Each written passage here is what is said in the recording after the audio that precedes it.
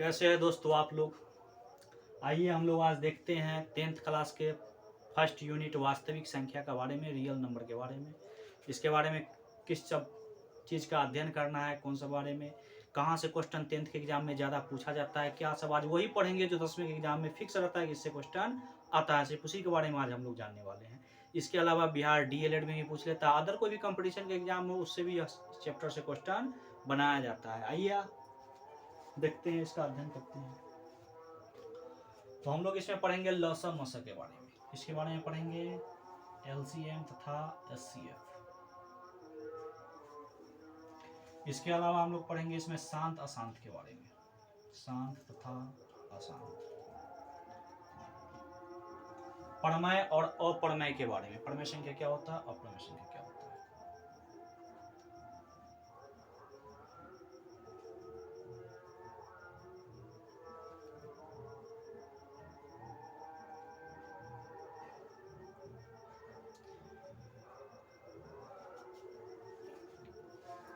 और भी यह सिद्ध करने वाला होता है, लेकिन ये 3 क्वेश्चन जो है इससे 10th के एग्जाम में लगभग 10 नंबर का पूछा जाता है। इससे वास्तविक संख्या से इसी से क्वेश्चन घुमा कर रखता है। आइए हम लोग इसी के बारे में, जो भी ऑब्जेक्टिव इससे बने उसको भी पढ़ेंगे, सब्जेक्टिव जो पूछता है उससे भी पढ़ेंगे, जो भी है उस सबसे बनने वाली संख्या का अध्ययन हम लोग आज करते हैं। सवाल को देखिए, पहले हम लोग जानते हैं परमेय संख्या और अप्रमेय संख्या होता क्या है। अगले वीडियो में हमने बना रखा है सभी प्रकार की संख्या के लिए, वहां से भी आप लोग देख सकते हैं। तो देखिए, जो संख्या P/Q के रूप में व्यक्त किया जा सके प्रमेय कहलाता है, जो P/Q के रूप में व्यक्त न किया जा सके अप्रमेय कहलाता है। कोई दिक्कत आप लोगों को नहीं, हम लोग पढ़ते भी आए हैं, बचपन से पता है। देखिए आज हम लोग पढ़ते हैं लसा मसा निकालना। अभाज्य गुणनखंड विधि से देगा एग्जाम में, क्या देगा कि अभाज्य गुणनखंड विधि से निम्न संख्याओं का लसा और मसा ज्ञात कीजिए। अभाज्य गुणनखंड विधि के द्वारा, अभाज्य गुणनखंड विधि से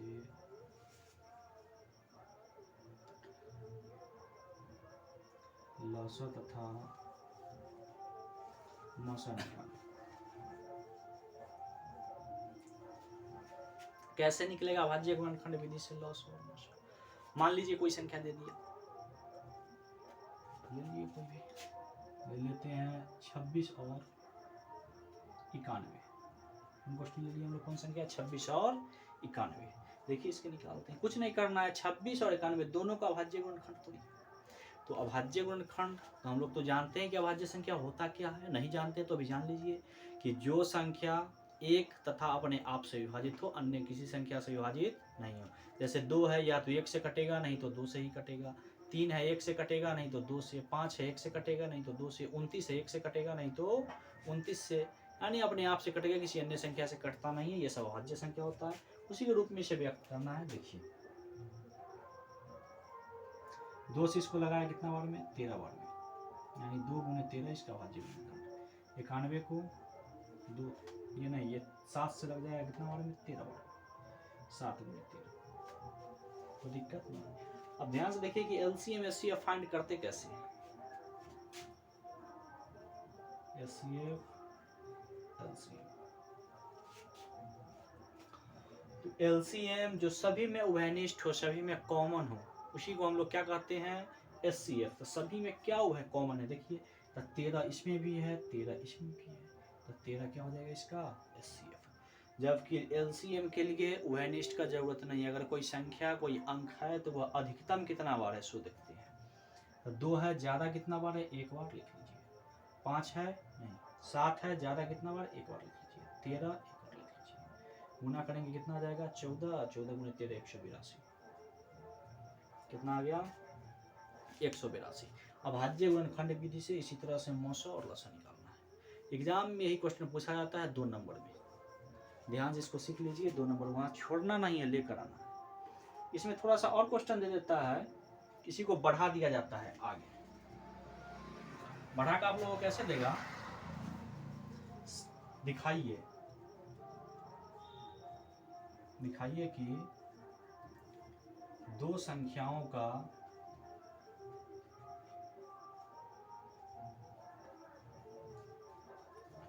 गुणनफल बराबर LCM गुने HCF। मतलब ये दो संख्याओं का गुणनफल जो है ये दोनों संख्या के HCF और LCM के गुणनफल के बराबर होगा। सो आपको दिखाना है। तो देखिए दोनों संख्या कितना है, एक तरफ हम लोग इसको गुना करते हैं 26 गुने 91, और एक तरफ इसके LCM और HCF को गुना करते हैं कितना, 182 गुने 13। तो गुणनफल आने वाला कितना है, तो गुना करके लिख लेंगे। कन्फर्म है कि जो इधर आएगा वही LHS बराबर होगा RHS का। ये क्वेश्चन घुमा कर दे दिया जाता है, आप लोग इसका आंसर कमेंट में दीजिएगा कि क्या होगा। तो ये भी सिर्फ पूछ लिया जाता है या कभी कभी ये भी थोड़ा आगे बढ़ा दिया जाता है। तो ये हुआ अभाज्य गुणनखंड विधि से हम लोग मौसे और लौसे कैसे निकालें, तो ये उसके लिए हुआ। आइए स्क्रीनशॉट ले लीजिए, लेना चाहते हैं तो। अब हम लोग देखते हैं शांत अशांत क्या होता है।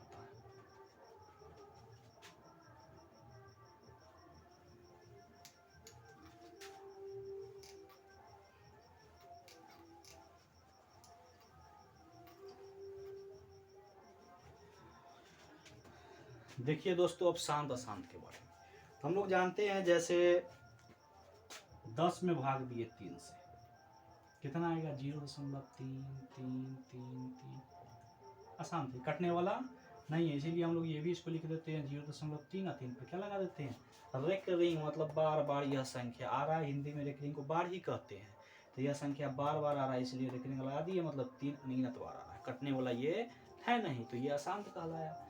लेकिन जब हम लोग कितना को भाग दे देते हैं 5 को 2 से दीजिए, 2.5 बार में कट गया, तो यह क्या कहला जाएगा शांत, नहीं कटा तो अशांत।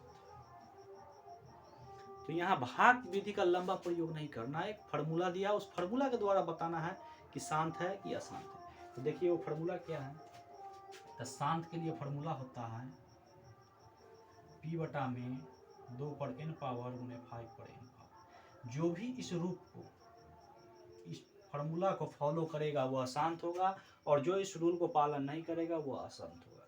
जैसे एक एग्जाम्पल ले लेते हैं हम लोग 5/8। एग्जाम में दे दिया जाएगा कि 5/8 शांत है कि अशांत है, आप लोग बताइए। 2 नंबर में पूछा जाता है, ऑब्जेक्टिव में भी पूछा जाता है।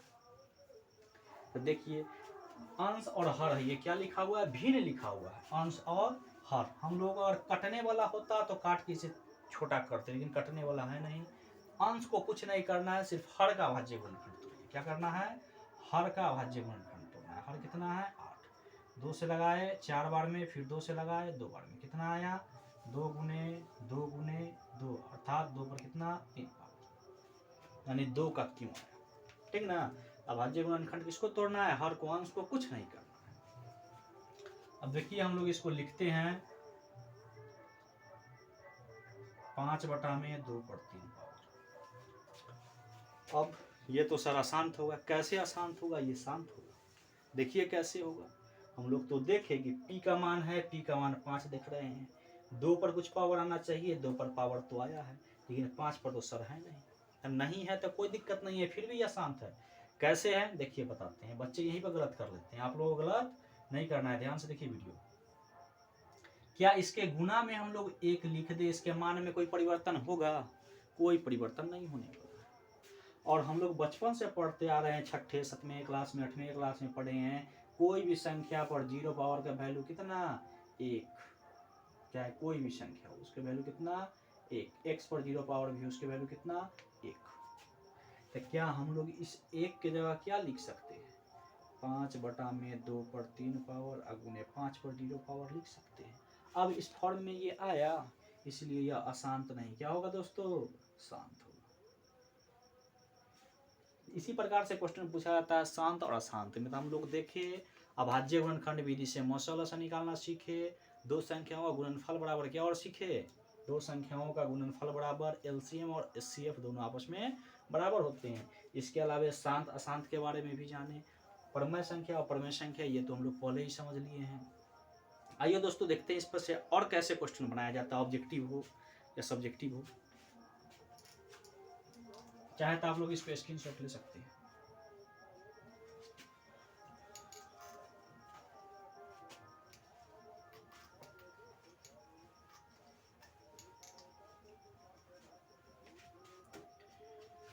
देखिए दोस्तों, कई बार से एग्जाम में पूछा जा रहा है 2-3 सालों से लगातार 156 का अभाज्य गुणनखंड क्या होगा। 4 ऑप्शन दे दिया जाता है। इसी में पूछ लिया जाता है 156 के अभाज्य गुणनखंड में 2 का घात क्या होगा, 156 के कितने अभाज्य गुणनखंड होंगे, 156 के अभाज्य गुणनखंड कितने प्रकार के होंगे। किसी भी तरह से क्वेश्चन पूछा जा सकता है। देखिए इसको 156 का अभाज्य गुणनखंड तो अभाज्य संख्या में इसको फैक्टर में तोड़िए, 2 से लगाया कितना बार में कट गया, 2 7 14, 2 8 16, फिर 2 से 2 3 6, 2 9 8। अब ये 2 से नहीं किससे लगेगा, 3 से, कितना बार में, 13 बार में।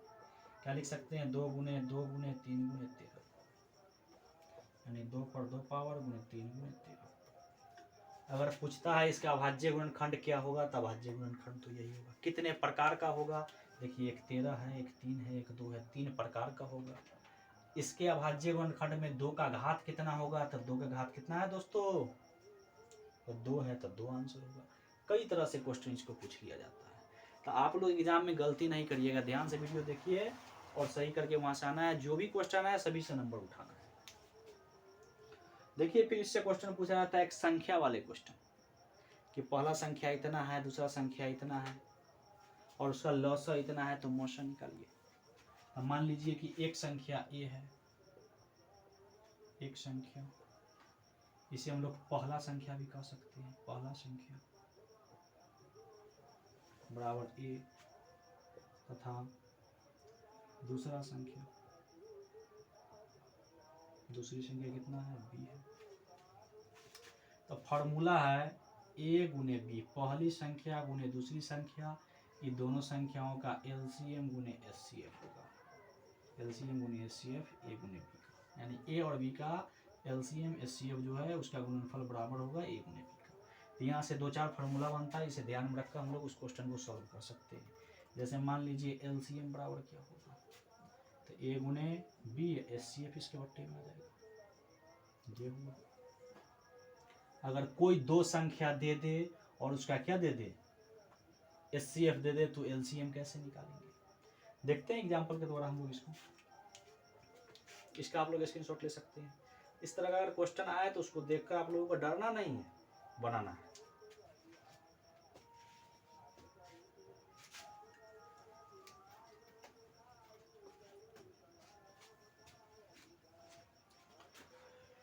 देखिए अभी जस्ट इससे पहले हम लोग अभाज्य गुणनखंड भी तोड़े, तो उसमें 2 संख्या था, ए का वैल्यू कितना था 26 और बी का वैल्यू कितना था 91, हाँ ना दोस्तों। इसका एलसीएम भी हम लोग फाइंड किए थे, कितना आया था, एलसीएम 182 आया था, जबकि एचसीएफ कितना आया था, 13 आया था। तो देखिए एलसीएम निकालना है हम लोगों को। तो मान लीजिए कि यहाँ पर हम लोगों को एलसीएम पता नहीं है, सिर्फ ए बी दिया है और एचसीएफ दिया है। तो एलसीएम बराबर फार्मूला लगा लेते हैं, ए गुने बी यानी 26 गुने 91 या बटे में कितना, एचसीएफ 13, काट दीजिए, 13 दूना 26, कितना आया, 2 9 दूना 18, आया कि नहीं दोस्तों, 182। उसी प्रकार से एचसीएफ बराबर क्या हो जाएगा, तो ए गुने बी या बटा में एलसीएम।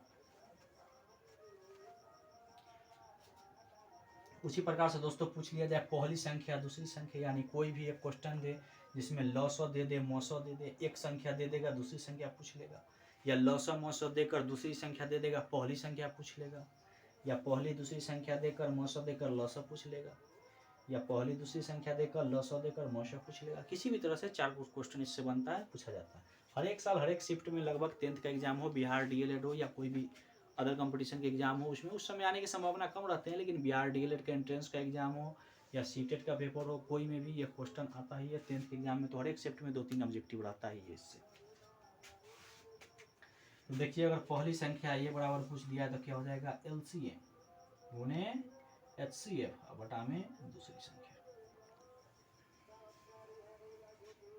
उसी प्रकार से दोस्तों बी बराबर यानी दूसरी संख्या बराबर क्या हो जाएगा, तो एलसीएम गुने एचसीएफ बटा में पहली संख्या। ये 4 फार्मूला बनता है संख्या पर, इससे क्वेश्चन पूछा जाता है, आप लोग इसे ध्यान से पढ़ लीजिए। एक मैंने एग्जाम्पल देकर भी बताया, अदर से भी, इससे भी एक एग्जाम्पल हम देते हैं। जैसे देखिए दोस्तों, हम लोगों का मालूम क्या करना है, बी का वैल्यू, किसका वैल्यू निकालना है, बी का वैल्यू। तो बी बराबर क्या होगा, बी यहाँ पर दूसरी संख्या है दोस्तों, ठीक ना। तो दूसरी संख्या निकालना है हम लोगों को, तो यहाँ पर ये तो दिया ना होगा, तो आप भूल जाइए कि दूसरी संख्या यहाँ पर दिया है। मान लीजिए हमको नहीं दिया है, इसको छुपा लेते हैं। तो क्या दिया है, LCM गुने SCF, इसका LCM SCF को हम लोगों को मालूम है, LCM कितना 182 या SCF कितना 13। अब पहली संख्या दोस्तों मालूम है, एक की जगह कितना रखेंगे 26, कोई दिक्कत। अब देखिए कि निकलता है कि नहीं दूसरी संख्या, तो काटिए, 13 दूना 26 और दूसरी ये कट गया 91 में, आया कि नहीं दूसरी संख्या, आया ना दोस्तों निकल कर। तो इस तरह से घुमाकर क्वेश्चन पूछा जाता है, इनको देखकर डरना नहीं, इनका मुकाबला करना है। और 10th के एग्जाम में ज़्यादा से ज़्यादा, अधिक से अधिक नंबर, या DLED का एंट्रेंस एग्जाम उस समय उठाना है। तो इस तरह से संख्या वाले क्वेश्चन पूछा जाता है। और देखते हैं कि ऑब्जेक्टिव कैसे पूछा जाता है। इसको स्क्रीनशॉट आप लोग लीजिए।